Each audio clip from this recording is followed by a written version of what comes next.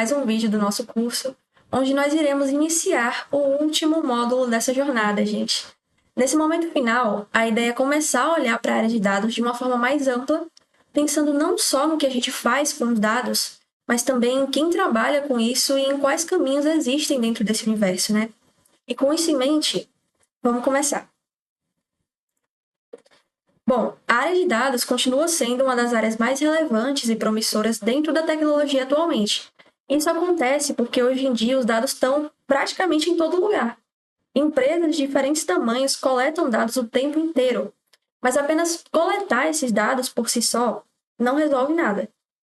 Para que esses dados virem valor real, é preciso ter profissões que saibam organizar, interpretar e transformar essas informações em decisões estratégicas.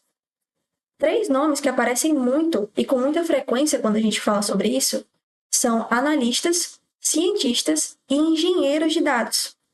Esses 3 tipos de profissionais, eles exercem funções diferentes, mas não competindo entre si, muito pelo contrário, na verdade. Eles se complementam. Então, a gente vai olhar mais a fundo cada um deles. Começando pelo analista de dados. O analista de dados é, muitas vezes, uma das portas de entrada para a área. E isso acontece porque esse profissional trabalha muito próximo da interpretação dos dados e das necessidades do negócio. De forma geral, o foco do analista está mais no presente e no passado. Ou seja, ele olha para os dados que já existem, organiza essas informações e tenta responder perguntas importantes a partir delas. Então, o trabalho dele está muito ligado a transformar dados brutos em insights acionáveis. Na prática, esse profissional coleta, limpa e organiza dados, criando relatórios, montando dashboards e ajudando a comunicar tendências e resultados para outras pessoas da empresa. E algumas das competências que aparecem com bastante força nessa função são, por exemplo, o SQL, que é uma das principais porque consultar bancos de dados é uma tarefa muito comum para esses profissionais. Excel avançado também é bastante valorizado, especialmente em contextos mais corporativos e em análises mais operacionais. Ferramentas de visualização, como Power BI e Tableau, aparecem bastante porque o analista frequentemente precisa transformar os dados em painéis visuais, né, em relatórios compreensíveis também. E, além disso, Python ou R básico podem ser úteis, principalmente para a manipulação de dados e para algumas automações. Mas, além das competências técnicas, o perfil do analista costuma exigir também uma ótima visão de negócio, curiosidade e capacidade de comunicação. Se você se identificou com essas características, essa pode ser uma área muito interessante para você, né? Agora, se o analista costuma estar mais voltado para entender o que está acontecendo e o que aconteceu, existe um outro profissional que tende a olhar um pouco mais para o futuro. O cientista de dados trabalha com um foco maior em previsão, modelagem e resolução de problemas. Então, um cientista de dados, ele pode trabalhar em uma empresa, criando e aperfeiçoando modelos que tentam prever, por exemplo, quais clientes têm maior chance de cancelar um serviço, qual produto uma pessoa provavelmente vai comprar, ou como uma variável pode afetar a outra dentro de um sistema, utilizando matemática, estatística avançada e aprendizado de máquina, o chamado machine learning, para realizar essas previsões da maneira mais precisa possível. Na prática, ele cria modelos preditivos, realiza testes, investiga causas de problemas complexos e, cada vez mais, também precisa entender como integrar soluções com inteligência artificial nos seus modelos e automatizar análises. Em relação às competências, Python ou R costumam ser muito importantes, só que em um nível um pouco mais avançado do que no caso do analista, porque são linguagens amplamente utilizadas em análise estatística e machine learning. E bibliotecas como o scikit-learn e o TensorFlow do Python também aparecem bastante porque ajudam na construção e no treinamento de modelos preditivos. E em relação ao perfil, um cientista de dados ele precisa ter habilidade para criar modelos robustos, ou seja, precisa ter uma base sólida nos conceitos práticos e teóricos para conseguir fazer isso, né?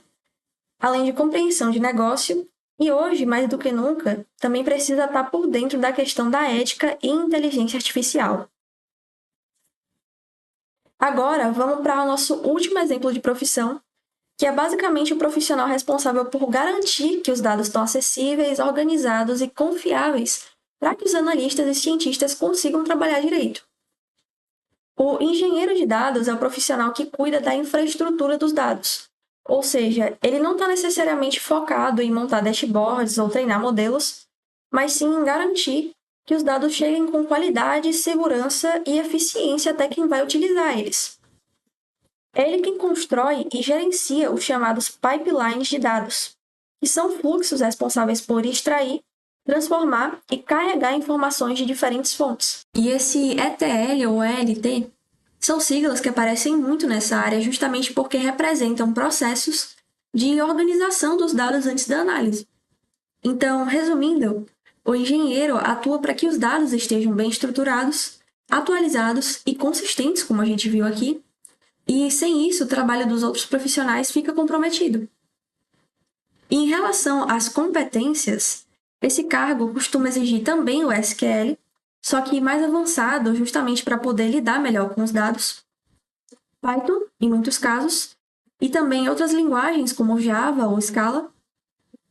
Tecnologias de Big Data, como o Spark, podem aparecer dependendo do contexto.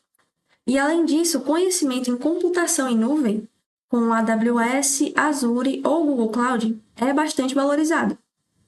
E, por último, em termos de perfil, esse profissional costuma precisar de uma base forte em arquitetura de dados e engenharia de software. Agora que a gente já viu essas três funções separadamente, vale ressaltar que existem competências que são muito apreciadas nas áreas de dados como um todo, independente de profissão. Aqui estão algumas competências gerais que são importantes e que, de alguma forma, atravessam essas diferentes funções na área. Muitas delas já foram citadas ao longo do curso e até ao longo dessa aula mesmo, mas vale a pena ressaltar. Começando aqui pelas hard skills, ou skills técnicas. A primeira que aparece é o SQL. Mesmo com toda a evolução das ferramentas, saber consultar, filtrar, agrupar e manipular dados em um banco ainda é algo extremamente importante. Outra competência destacada é a IA e a automação. Saber usar esses recursos de automação e ferramentas de IA generativa pode ajudar bastante a ganhar produtividade e é um ótimo diferencial. E também temos a computação em nuvem, que é essencial porque muitos dados hoje em dia não ficam mais armazenados localmente.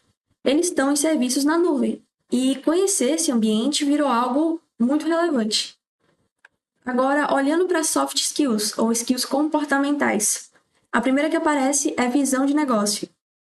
Essa talvez seja uma das mais importantes de todas, porque trabalhar com dados não é só saber mexer em ferramentas, é entender o contexto e qual problema aquela análise está tentando resolver para gerar valor em cima disso. Também aparece o Data Storytelling, que é a habilidade de transformar dados em narrativas visuais mais claras, ou seja, saber se comunicar de forma certa. E, por fim, colaboração. Na prática, a área de dados raramente funciona de forma isolada. Esses profissionais costumam trabalhar com times de produto, gestão, tecnologia, marketing e assim por diante.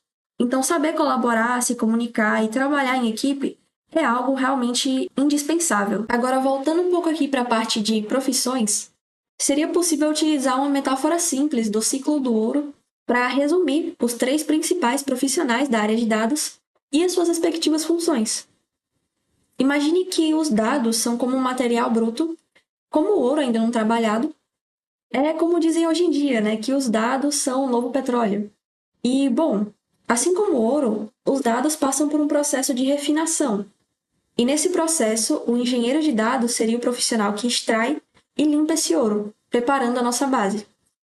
Depois, entra o cientista de dados, que trabalha esse material para criar algo mais sofisticado, como se estivesse moldando esse ouro para transformar em algo de maior valor preditivo. E, por fim, o analista de dados pega esse resultado, a nossa joia, e ajuda a interpretar, comunicar e contar a história do negócio a partir disso. É claro que, na vida real, esses valores, essas funções, nem sempre ficam separados de forma tão rígida. principalmente em empresas menores, onde uma pessoa pode acumular mais de uma responsabilidade.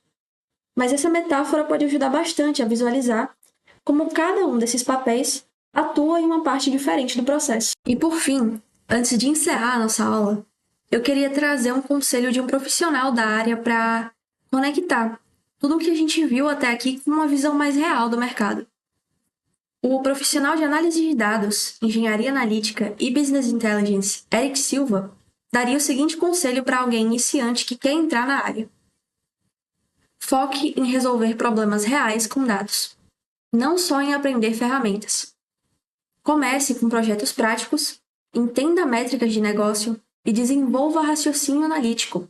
E, principalmente, saiba traduzir dados em decisões. Isso é o que realmente gera valor. Esse conselho é muito importante porque ele toca num erro muito comum de quem está começando, que é achar que para entrar na área você precisa acumular ferramentas. SQL, Power BI, Python e todas as outras tecnologias que a gente citou ao longo desse curso são importantes? Sim, com certeza. Mas de nada tudo isso adianta se você não souber usar essas ferramentas para resolver problemas reais. E essa parte final sobre traduzir dados em decisões, ela apenas reforça a importância de uma das principais soft skills que eu citei nessa aula mesmo, que é a visão de negócios.